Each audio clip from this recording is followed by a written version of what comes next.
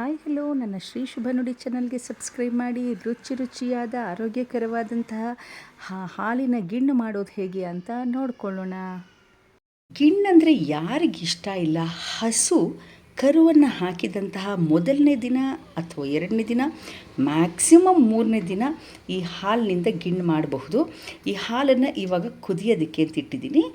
ಹೇಗೆ ಮಾಡೋದು ನೋಡೋಣ. ತುಂಬ ವೆರೈಟೀಸಲ್ಲಿ ಮಾಡ್ತಾರೆ, ಬಟ್ ನಾವು ಮಾಡುವಂತಹ ಪ್ಯಾಟ್ರನ್ನ ನಿಮಗೆ ತೋರಿಸ್ತೀನಿ. ತುಂಬ ಸಿಂಪಲ್. ಇದಕ್ಕೆ ಜಜ್ಕೊಂಡಿರುವಂಥ ಬೆಲ್ಲವನ್ನು ಹಾಕಬೇಕು. ತುಂಬ ಸಿಹಿ ಬೇಕಂದರೆ ಜಾಸ್ತಿ ಬೆಲ್ಲ ಹಾಕಿ, ನಿಮ್ಮ ರುಚಿಗೆ ತಕ್ಕಷ್ಟು ಬೆಲ್ಲವನ್ನು ಹಾಕಿ. ಈ ಬೆಲ್ಲ ಹಾಕಿದ್ಮೇಲೆ ಇದು ಒಡೆಯಲಿಕ್ಕೆ ಶುರುವಾಗುತ್ತೆ ನೋಡಿ. ಈಗ ಹಾಲು ಒಡಿತಾ ಇದೆ. ಹೀಗೆ ಗರಿಣೆ ಬರುತ್ತಲ್ಲ, ಇದೊಂಥರ ಖೀರ್ ಥರ ಆಗುತ್ತೆ.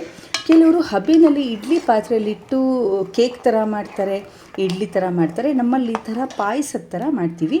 ಇನ್ನೂ ಚೆನ್ನಾಗಿ ಒಡಿಲಿ. ಕುದೀತಾ ಇದೆ. ಈಗ ಒಡಕ್ಲು ಆಗಿದೆ. ನೀರಿನಂಶ ಕೂಡ ಇದೆ.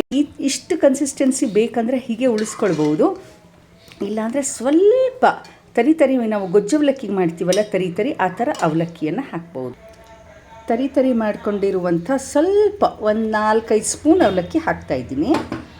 ಈಗ ಇದ್ರ ಕನ್ಸಿಸ್ಟೆನ್ಸಿ ಸ್ವಲ್ಪ ಚೇಂಜ್ ಆಗುತ್ತೆ. ಇದಕ್ಕೆ ತುಂಬ ತೆಂಗಿನ ತುರಿ ಬೇಕು. ಬಾಯಿಗೆ ತೆಂಗಿನ ತುರಿ ಸಿಕ್ಕಿದ್ರೆ ಅದೊಂಥರ ಚೆನ್ನ. ತೆಂಗಿನ ತುರಿಯನ್ನು ಹಾಕೋಣ. ತೆಂಗಿನ ತುರಿ ಎಷ್ಟು ಹಾಕಿದರೂ ಅಷ್ಟು ರುಚಿಯಾಗೇ ಇರುತ್ತೆ.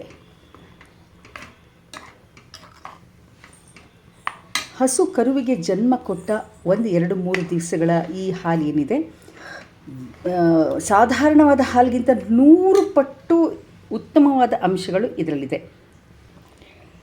ಆ್ಯಂಟಿಬಾಡೀಸ್ ಇದೆ ಇದರಲ್ಲಿ.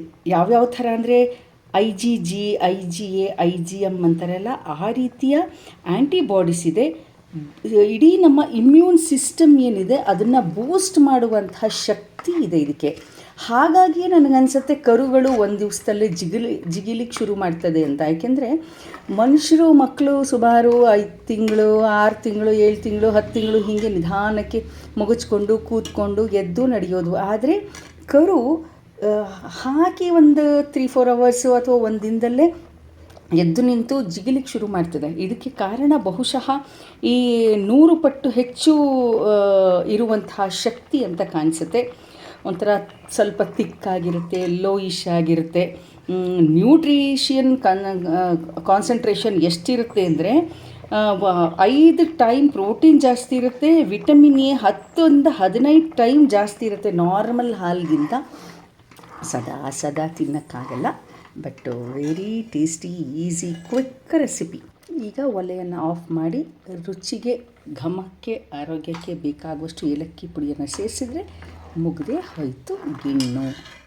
ನಾವು ಬೇರೆ ಸಿಹಿಗಳಿಗೆ ಮಾಡುವ ಹಾಗೆ ಟಾಪಿಂಗು, ಡ್ರೈ ಫ್ರೂಟ್ಸ್, ಒಗ್ಗರಣೆ ಯಾವುದು ಬೇಕಾಗಿಲ್ಲ. ಇದೇ ಬಹು ನ್ಯಾಚುರಲ್ ಆಗಿರುವಂತಹ ಟೇಸ್ಟು, ಸೂಪರ್ ಸುಪ್ರೀಮ್ ಆಗಿರುವಂಥ ಈ ಗಿಣ್ಣನ್ನು ತಿನ್ನೋಣ ಬನ್ನಿ.